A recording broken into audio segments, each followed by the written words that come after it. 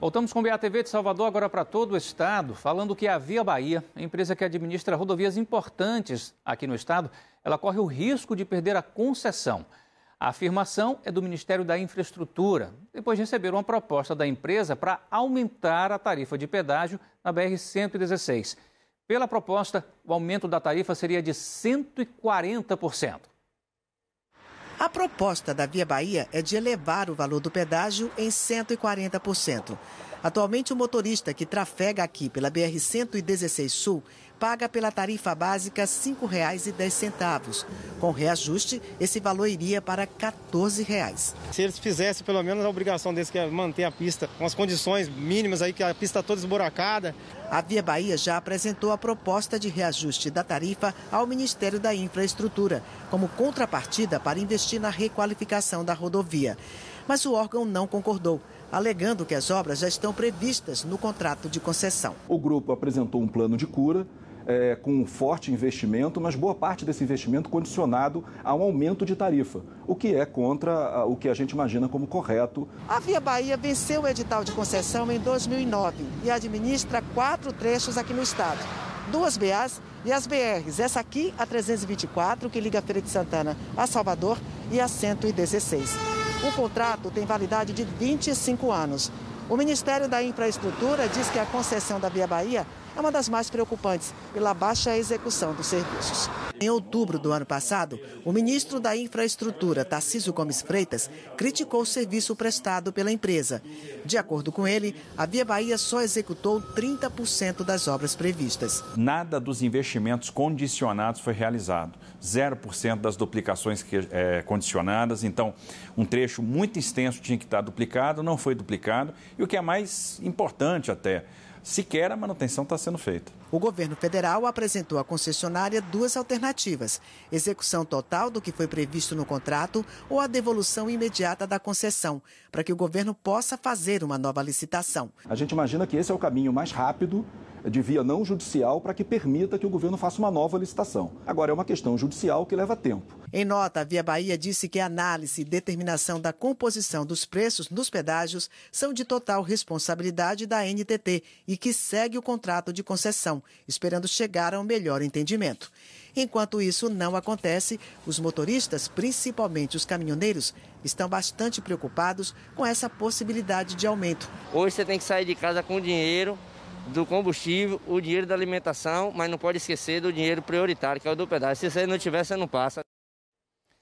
A gente vai ver agora os números atualizados da Covid-19 aqui no estado, de acordo com o último boletim divulgado agora há pouco pela CESAB. Nas últimas 24 horas, 1.598 novos casos, já são mais de 770 mil. A média de casos móvel continua em estabilidade. 125 pessoas morreram nas últimas 24 horas, já são mais de 14.224 mortes e a média móvel de mortes está em alta, hoje alta de 25%.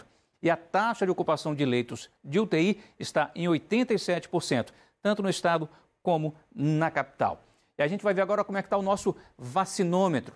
Até o momento, em Salvador, foram vacinadas 233.235 pessoas. Hoje foram 3.780 vacinados. Profissionais de saúde, 105.829. No estado, a situação é essa. 969.897 pessoas já foram vacinadas. Trabalhadores da saúde, 349.585. Tudo isso representa 6,5% da nossa população imunizada até agora.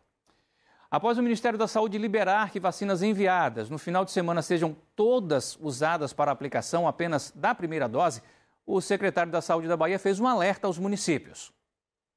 O Ministério da Saúde autorizou que municípios usem todas as 5 milhões de doses da vacina que foram distribuídas neste último final de semana para a primeira aplicação, sem precisar guardar a metade para a segunda dose.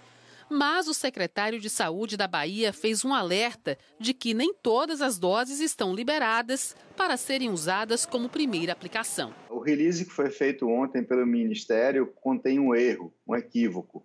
Ele dá a entender que é para os estados e municípios pegarem todas as vacinas que estavam reservadas para a segunda dose e aplicarem imediatamente. Não é isso que é para ser feito, e eu faço aqui esse alerta para todos os secretários municipais da Bahia para que não utilizem as vacinas que estão guardadas. A informação de utilização é apenas para o 8º e 9º lotes que foram distribuídos na semana passada. O secretário ressalta que os lotes anteriores, já reservados para a segunda dose, devem permanecer guardados. Usem todas essas 478 mil doses que foram liberadas, mas não usem as que estavam guardadas para a segunda dose das pessoas que foram vacinadas nos meses anteriores, senão vai faltar vacina. Na Bahia, mais de 950 mil pessoas já receberam a primeira dose da vacina. 6,37% da população foi vacinada.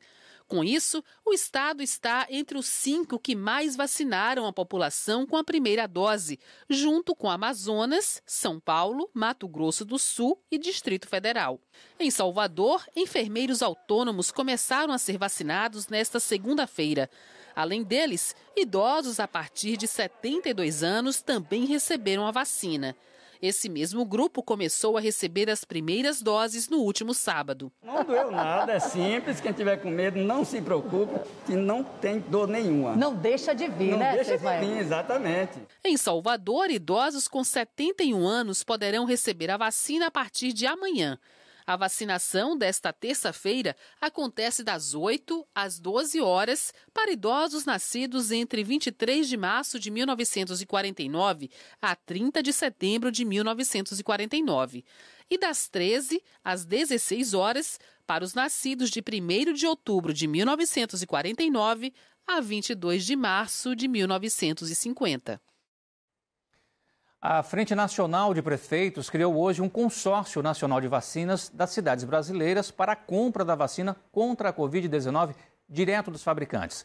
Salvador e outras 125 cidades baianas fazem parte do consórcio chamado de Conectar, que conta com a participação de 1.192 municípios do país. A reunião dessas cidades aconteceu por meio de uma assembleia virtual. Além da compra de vacinas, o Conectar pretende negociar a compra de insumos usados no tratamento de pacientes com o novo coronavírus. Há 20 anos, o adolescente Lucas Terra foi assassinado em Salvador. 2 dos 3 pastores acusados de cometer o crime seguem sem julgamento. Em novembro do ano passado, o Supremo Tribunal Federal decidiu que os pastores vão à júri popular. Mas a data desse júri só deve ser agendada após o controle da pandemia. O crime chocou o país. A busca incessante dos pais por justiça foram relembrados no programa Linha Direta. Virou filme e livro. Lucas tinha 14 anos. Logo que chegou a Salvador, passou a frequentar a igreja da Santa Cruz, onde fez amizade com outros jovens, começou a namorar e também conheceu Silvio Galiza, que era pastor auxiliar. Galiza nomeia Lucas como assistente informal, segundo os amigos, e na noite do desaparecimento saíram juntos da igreja na Santa Cruz. Já no Rio Vermelho, perto de outra igreja, Lucas liga para o pai e avisa que está com Silvio Galiza. Foi o último contato com a família. 2 dias depois do sumiço, o corpo foi encontrado carbonizado num matagal na Vasco da Gama. 3 meses depois do crime, a perícia confirmou que o adolescente foi queimado vivo. Junho de 2004, primeiro julgamento de Galiza, condenado a 23 anos e 5 meses. Novembro de 2005, novo júri. A pena foi reduzida para 18 anos. Mesmo preso, Silvio se diz inocente. Em novembro de 2006, uma reviravolta no caso. 5 anos após o crime, Galiza, que cumpria pena em regime fechado, acusa os pastores Fernando Aparecido e Joel Miranda de envolvimento na morte do adolescente. Segundo ele, Lucas flagrou os pastores fazendo sexo depois de um culto e, por esse motivo, os dois teriam matado o jovem. Recebi ameaça do próprio Fernando e do próprio Joel para que eu não pudesse botar isso a público. Em 2008, o pastor Fernando Aparecido chegou a ser preso, mas em poucos meses passou a responder ao processo em liberdade. Eu tenho um filho de 24 anos, hoje médico. Ele tinha 7 anos quando eu assumi esse processo. Essa família enlutada procura justiça até hoje. No final do ano de 2013, a juíza profere uma sentença e ela diz: a prova é estéril. Se tirar as palavras, as declarações de Silvio Galiza, nenhum indício sobra, não tem nada. Silvio Galiza, o único dos 3 pastores que foi julgado, cumpriu 7 anos e está em liberdade condicional desde 2012. A vida para Marion, mãe de Lucas, segue na luta por justiça. E eu não vou desistir, porque o Lucas ele foi morto numa instituição onde era para ele estar protegido. Eu só vou acabar minha luta o dia que eu vê-los condenados e presos.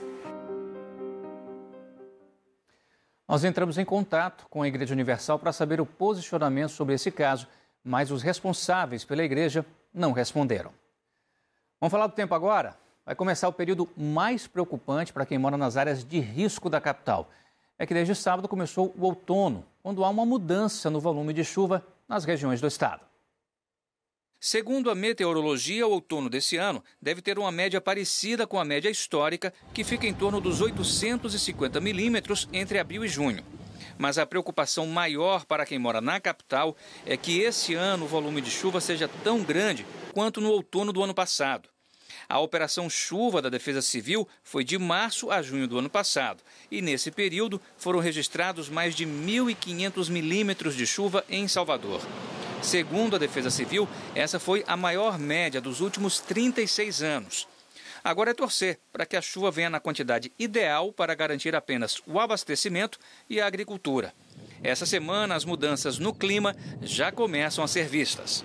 Falando um pouco sobre a estação de outono, que é uma estação de transição, na verdade é bem característica. Aqui no nosso estado ela tem condições diferentes. A região centro-oeste está saindo do período chuvoso, então durante esse início de estação as chuvas vão ficando cada vez menos frequentes naquela região oeste, onde temos Barreiras, Bom Jesus da Lapa. É uma região onde passa a ter chuvas com menos frequência até sair completamente do período chuvoso, e ao longo da região centro-leste, onde inclui toda a faixa litorânea, região metropolitana, recôncavo, capital, tem início o período chuvoso. Em Salvador é onde temos os maiores acumulados mensais nos próximos meses, ao longo de todo o ano. E também ressaltamos aquela característica de chuvas mais intensas em poucas horas, e isso ocorre em grande parte da faixa leste do estado aí nos próximos meses.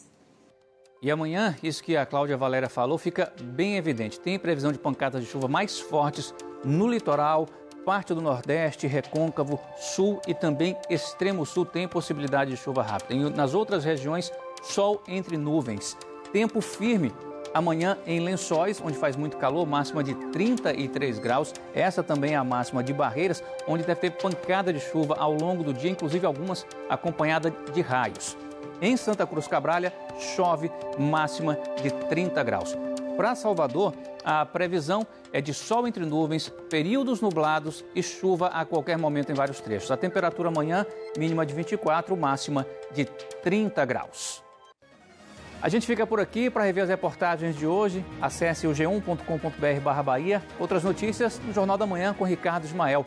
E a gente encerra com homenagem aos profissionais que estão atuando no Hospital Cléristo Andrade, em Feira de Santana.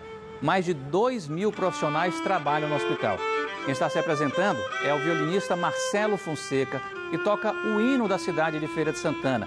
E essa homenagem vai passar por mais cidades essa semana: Jequié, Vitória da Conquista e Ilhéus. Uma bela homenagem, né? Uma boa noite, até amanhã.